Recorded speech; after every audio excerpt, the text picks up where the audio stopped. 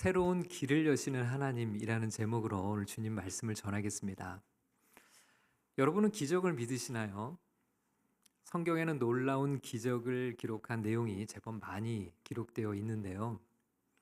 죽은 사람이 살아난다든지, 바다가 갈라져서 길이 생긴다든지, 불치의 병이 낫는다든지 하는 사건들이 성경에 기록이 되어 있죠. 어떤 분들은 이런 기적을 믿는 것이 전혀 어렵지 않아요. 하나님은 전지전능하신 분이시니까 얼마든지 할 수 있지. 하나님은 천지를 창조하셨는데 이런 기적 정도야 얼마든지 하실 수 있지. 기적을 보면서 오히려 믿음이 더 강해집니다. 하지만 그렇지 않은 분들도 계세요. 기적 때문에 성경을 못 믿고 성경을 읽기가 어렵다고 얘기하시는 분들도 있어요. 상식적으로 이해가 되지 않는 이야기들이 기록되어 있으니 성경을 신뢰하기 어렵다고 여기죠. 이런 분들은 성경에 기록된 기적은 실제로 일어난 사건이 아니라 고대의 신화 중에 하나쯤으로 여깁니다.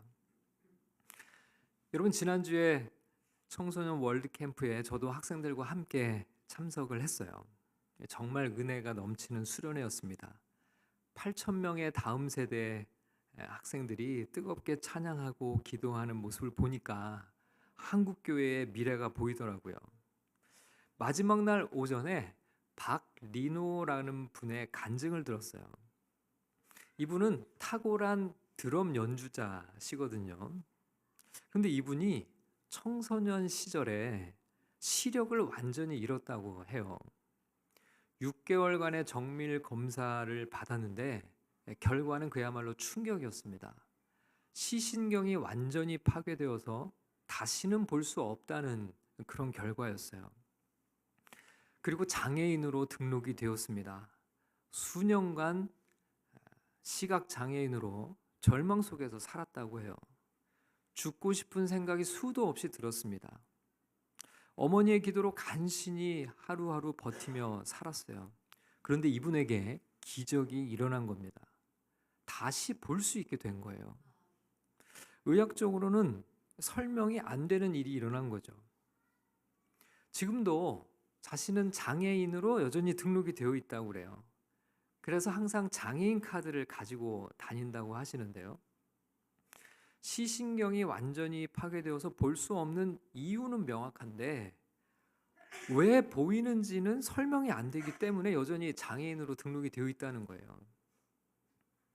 과학적으로는 안 보이는 것이 맞고 일시적으로 지금은 잠깐 보일지 몰라도 언제 다시 안 보일지 알 수 없는 상태이기 때문에 여전히 장애인으로 인정을 받고 있다는 거였습니다. 여러분, 이런 것이 기적이죠. 여러분, 서울에서 부산까지 직접 운전을 하고 오셔서 드럼을 연주하고 수많은 청중 앞에서 하나님을 찬양하고 간증하셨어요. 그분의 간증을 들으며 그 자리에 모인 수많은 사람들이 살아계신 하나님을 높이고 우리의 믿음이 더욱 견고해지는 시간이었습니다. 여러분, 오늘 우리가 읽은 본문 말씀에도 놀라운 기적이 등장해요. 이스라엘 백성들은 40년의 광야 생활에 마침표를 찍을 순간이 다가왔습니다.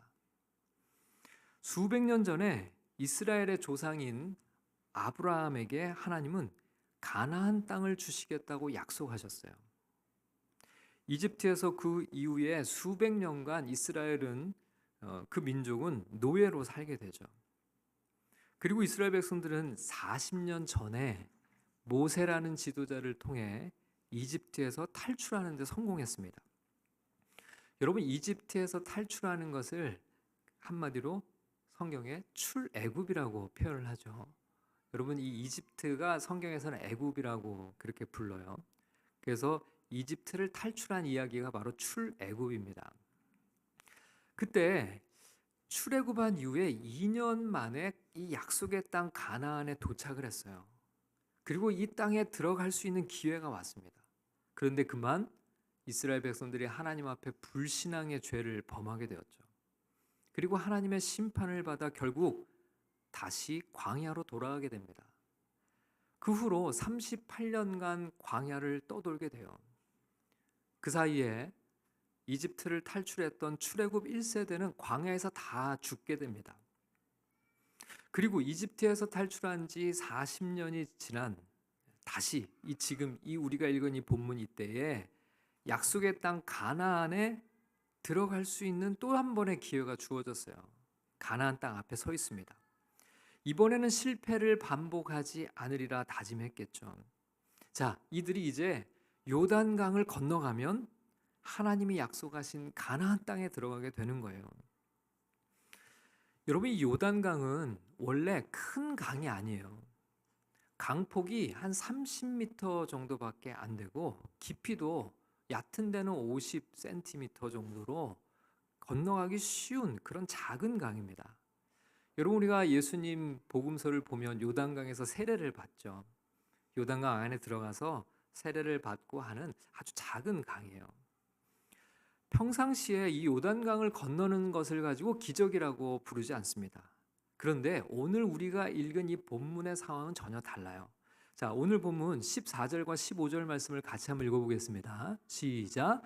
백성이 요단을 건너려고 자기들의 장막을 떠날 때 제사장들은 언약궤를 메고 백성 앞에 나아가니라. 요단이 곡식 거두는 시기에는 항상 언덕에 넘치더라. 궤를 맨 자들이 요단에 이르며 궤를 맨 제사장들의 발이 물가에 잠기자.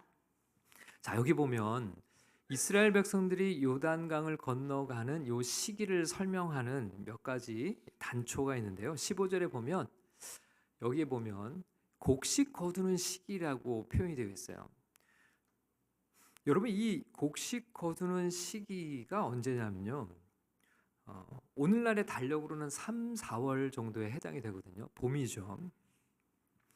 이스라엘의 겨울은 우기에 해당이 됩니다.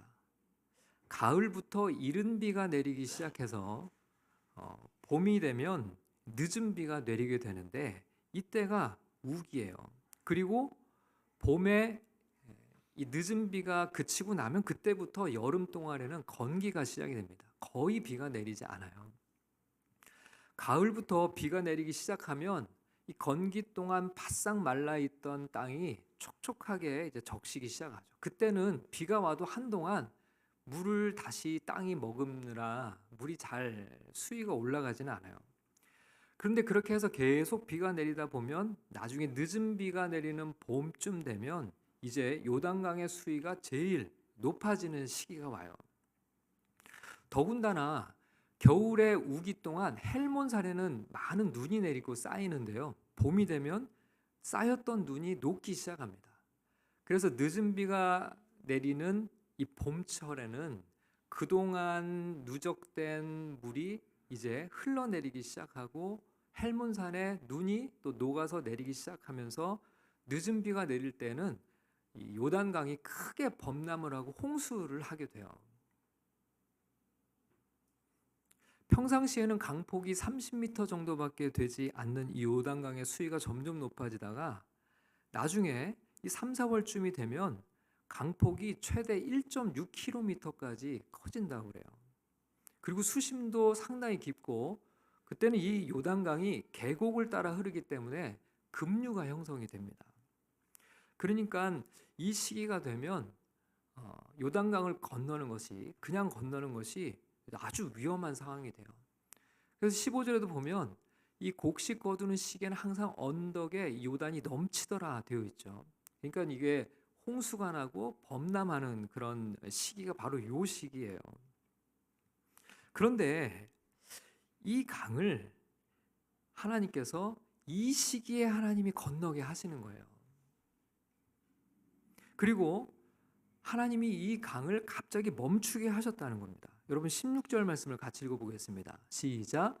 곧 위에서부터 흘러내리던 물이 그쳐서 사르단에 가까워 매우 멀리 있는 아담성을 변두리에 일어나 한 곳에 쌓이고 아라바의 바다 여매로 향하여 흘러가는 물은 온전히 끊어짐에 백성이 여리고 앞으로 바로 건널세. 범람하던 강이 갑자기 기적같이 끊어지고 그 사이로 길이 생겼다는 거예요. 여러분, 흐르는 물이 그치게 되자 강 상류 쪽으로는 물이 계속 쌓이기 시작했는데 여기 보면 아담 성읍 변두리에 일어나 한 곳에 쌓였다라고 했는데 지금 이 여리고가 있는 곳에서부터 여기까지는 거의 30km, 최소 30km, 최대 50km 정도 떨어져 있는 지역까지 물이 쌓이게 되었다는 거예요. 그리고 하류 쪽에는 이 요단강이 사해 바다로 들어가는데요. 사해 바다까지는 물이 완전히 끊겼다고 되어 있어요. 하류로는 물이 완전히 말라 있는 거죠. 그러니까 이것은요, 자연적인 현상으로는 절대 일어날 수 없는 일이에요. 요단강의 수위가 상당히 높고 그리고 또 강폭이 상당히 넓고 지금 범람해 있는 이 시기에는 물이 갑자기 마른다는 것은 도저히 일어날 수 없는 일인 거죠.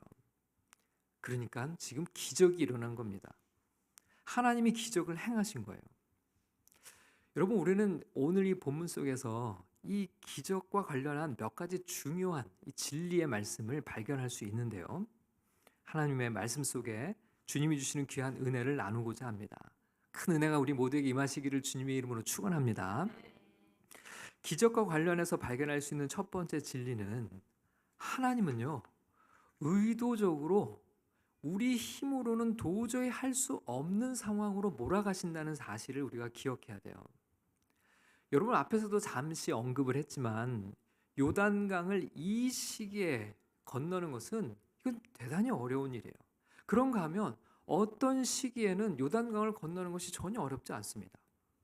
건기에는 요단강의 수위가 점점 낮아져서 그야말로 작은 샛강이 돼요. 여러분, 여름철에는 건기라고 그랬잖아요. 봄 다음에는 여름이죠. 조금만 기다리면 이젠 건기가 돼요. 그리고 이른비가 내리기 직전에는 요단강이 정말 작아집니다. 이때 건너면 되잖아요. 그쵸? 이때 건너면 되잖아요. 여러분, 이스라엘 백성들은 이미 40년을 광야를 떠돌아다녔어요. 몇 달 조금 더 있다가 간다고 해서 큰일 날 일도 없어요.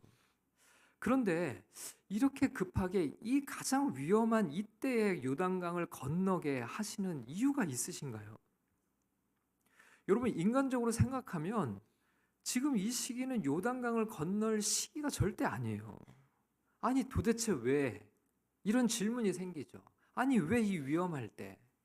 조금만 기다리면 건너기 좋은 때가 되는데 하필이면 가장 1년 중에 가장 위험한 이때에, 건널 수 없는 이때에 하나님이 요단강을 건너게 하시는 걸까? 여러분, 인간적으로 생각하면요, 이건 정말 미친 짓이에요. 이 많은 사람들, 아이들도 있고 갓난아기도 안고 있는 이 시기에 이 위험한 강을 건너라고? 이런 생각이 왜 안 들겠어요? 그런데도 불구하고 하나님은 백성들을 이때 요단강으로 인도하고 계세요. 하나님이 몰라서? 하나님은 위험을 즐겨서? 아니겠죠. 하나님은 의도적으로 이 시기를 선택하신 거예요. 요단강이 가장 깊을 때, 요단강의 급류가 휘몰아칠 때, 홍수가 나서 범람해 있을 때, 강폭이 가장 넓을 때, 여러분, 바로 인간의 힘으로는 절대 할 수 없을 때, 그때를 하나님이 선택하신 거예요. 하나님은 그래서 이때를 선택하신 거예요. 여러분, 기적은 우연히 일어나는 일이 아닙니다. 모든 기적은 하나님의 작품이에요. 하나님이 기획하시고 연출하신 드라마입니다.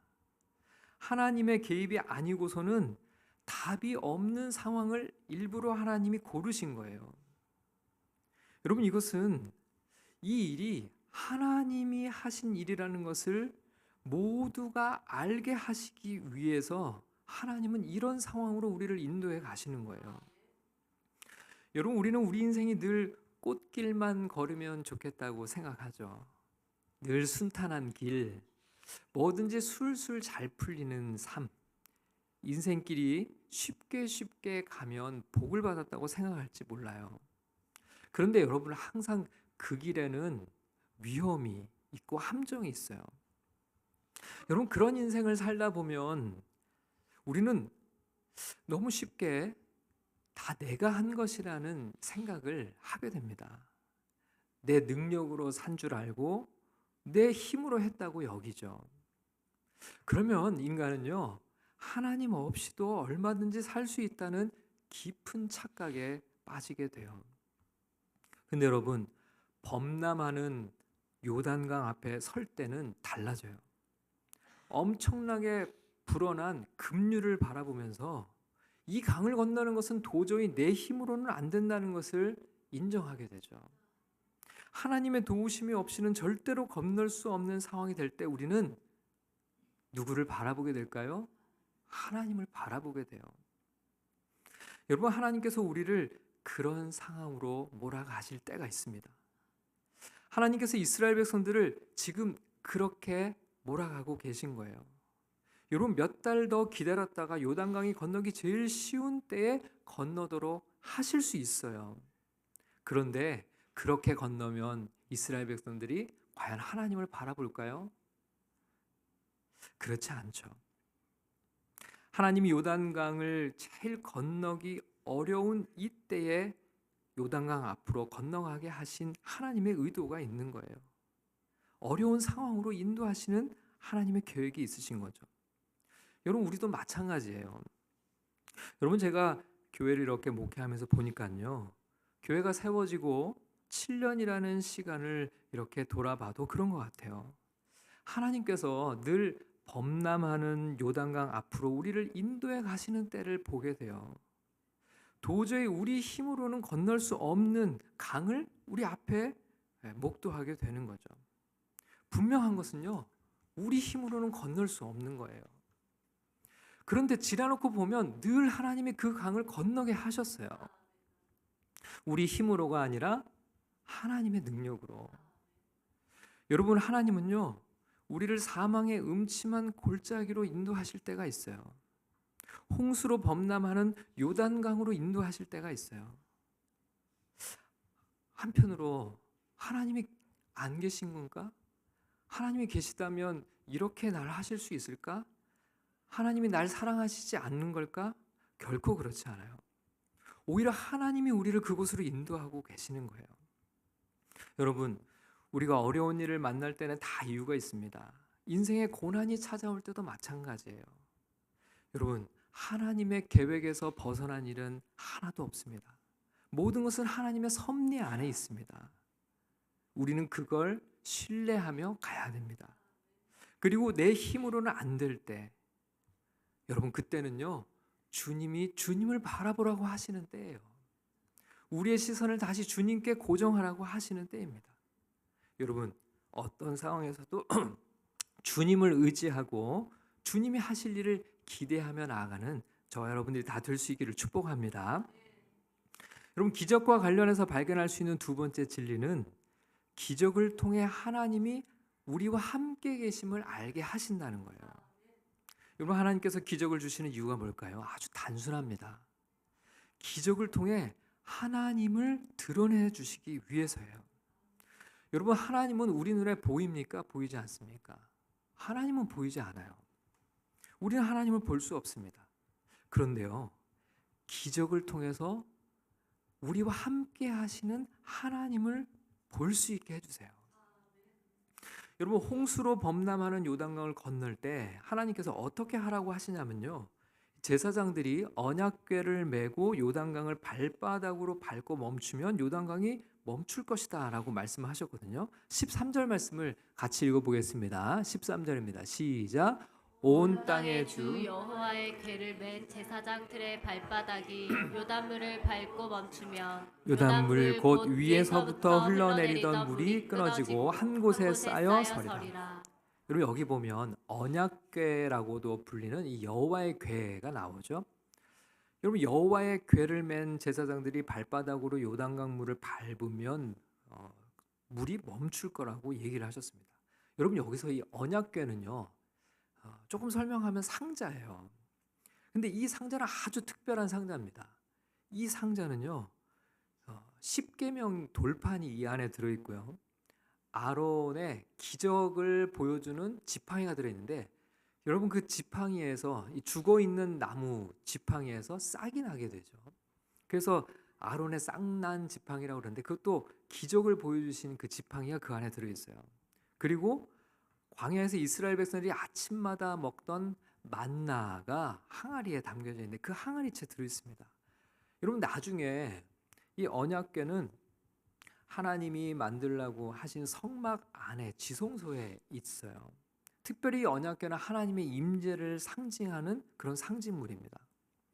그러니까 여호와의 궤를 맨 제사장들이 발바닥으로 요단물을 밟았을 때 강이 멈춘 것은 바로 그곳에 하나님이 임재하심을 보여주는 거예요. 그리고 하나님께서 임재하셔서 강물을 멈추게 하셨다라고 하는 것을 보여주는 거죠. 눈으로 보여주는 거예요. 임재에 계신 하나님은 보이지 않지만 물이 갈라짐을 통해 하나님의 임재를 보게 하시는 거예요. 자, 이스라엘 백성들이 강을 건너는 동안 여호와의 궤를 맨 제사장들은 강 한가운데 계속 서 있거든요. 17절 말씀을 읽겠습니다. 시작. 여호와의 언약궤를 맨 제사장들은 요단 가운데 마른 땅에 굳게 섰고 그 모든 백성이 요단 건너기 마칠 때까지 모든 이스라엘은 그 마른 땅으로 건너갔더라. 여호와의 언약궤를 맨 제사장들은 백성들이 요단을 다 건널 때까지 그 강 한가운데 서 있었습니다. 그러니까 강을 멈추게 하신 분도 하나님이시고 온 백성이 다 건너가기까지 안전하게 지키고 계신 분도 누구라는 거예요? 하나님이라는 거죠. 그걸 모든 백성들이 다 눈으로 보게 하시는 거예요. 여러분 이 사실을 직접적으로 설명해 주는 구절이 10절 말씀이 있습니다. 10절 말씀을 함께 읽겠습니다. 시작. 또 말하되 살아계신 하나님이 너희 가운데 계시사 가나안 족속과 헷 족속과 히위 히 족속과 브리스 족속과 기르가스 족속과 아모리 족속과 여부스 족속을 너희 앞에서 반드시 쫓아내실 줄을 이것으로서 너희가 알리라. 여기 보시면 살아계신 하나님이 너희 가운데 계심을 너희가 나중에 알게 될 거다. 그리고 이스라엘 가운데 계신 하나님이 그들의 적들을 쫓아내실 것을 이것으로서 너희가 알리라라고 하셨어요. 이것이 뭐냐면요, 바로 요단강을 멈추고 갈라지고 그렇게 길을 건너가게 하신 이 기적을 보고 하나님이 함께 계심을, 그리고 하나님이 앞으로 가나안 땅의 모든 적들을 다 몰아내 주실 것을 알게 하신다, 그렇게 말씀하고 있어요. 여러분 이 기적을 통해서 이스라엘 가운데 하나님이 함께 계심을 알게 되는 겁니다. 경험하게 되는 거예요. 하나님은 우리 눈에 보이지 않지만 하나님이 하시는 놀라운 일들을 우리는 볼 수 있는 거죠. 여러분 하나님을 우리가 직접 경험할 수는 없지만 하나님이 하시는 일들을 체험할 수 있게는 하신다는 거예요.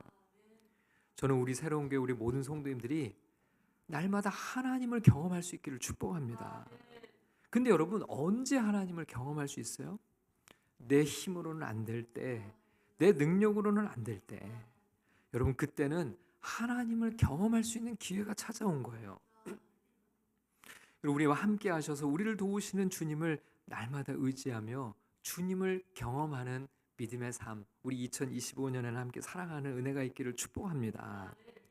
여러분 기적과 관련해서 발견할 수 있는 세 번째 진리는 하나님은 언제나 새로운 길이 되신다는 사실입니다. 여러분 우리가 생각하는 길이 있어요. 여러분 제가 생각하는 길은요, 요단강을 건넌다면 수위가 가장 낮을 때 건너는 것, 이것도 하나의 길이에요. 아니면 어떻게 길이 있어요? 배를 타고 건너는 것도 길이 되겠죠. 아니면 다리를 놓던지. 여러분 우리가 요단강을 건널 수 있는 우리가 생각하는 길은 이게 다일 거예요. 근데 여러분 하나님은요 완전히 새로운 길을 여셨어요.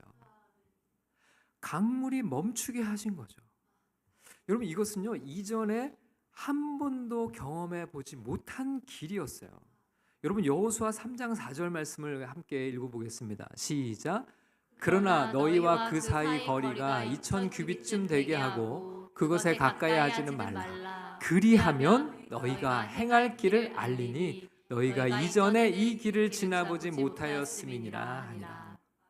여러분 여기 보시면 그리하면 너희가 행할 길을 알리니 너희가 이전에 이 길을 지나보지 못하였음이니라 라고 말씀하고 있어요. 여러분 우리는 언제 절망해요? 언제 낙심하죠? 내가 생각하던 길이 막혔을 때, 내가 생각하는 길이 더 이상 없을 때, 요단강의 수위가 점점 높아지거나 타고 가야 할 배를 잃어버렸거나 다리가 끊겼을 때, 더 이상 길이 없다고 생각할 때 우리는 절망해요. 강을 건널 방법이 없는 거죠. 내가 생각할 수 있는 길은 그게 전부니까요. 근데 여러분, 하나님은 어떠세요? 하나님은요, 길을 만드시는 분이라고 했어요. 우리가 이전에 경험해보지 못한 전혀 새로운 길을 여시는 분이라고 하셨어요. 우리가 한 번도 상상해보지 못한 완전히 다른 길을 만드시는 분이 하나님이시라는 거예요. 이전에 한 번도 걸어본 적이 없는 완전히 새로운 길로 우리를 인도하시는 분이 하나님이시라는 거예요. 여러분, 그 길이 바로 기적입니다. 하나님께서는 우리가 이전에 한 번도 걸어보지 못한 길을 걸어가게 하실 수 있는 하나님임을 우리에게 보여주시는 거죠. 우리가 아는 길, 우리가 걸어온 길, 우리보다 앞서서 사람들이 걸어간 길, 여러분, 그 길이 전부가 아니에요. 좋은 학교에 가고 좋은 직장에 가고 돈을 많이 벌고 세상에서 성공하고 건강에 오래 살고, 여러분, 이런 길이 전부가 아니에요. 하나님은 이전에 아무도 걸어보지 못한, 이전에 그 누구도 지나가 보지 못한 새로운 길을 우리에게 주실 수 있는 분이세요. 우리가 상상도 하지 못한 완전히 새로운 길을 열어 주시는 분이세요. 여러분, 기적은 바로 하나님이 길을 만드시는 분이라는 걸 우리에게 깨우쳐 주는 사건입니다. 여러분, 예수님은 이렇게 말씀하셨어요. 요한복음 14장 6절 말씀을 함께 읽겠습니다. 시작. 예수께서 이르시되 내가 곧 길이요 진리요 생명이니 나로 말미암지 않고는 아버지께로 올 자가 없느니라.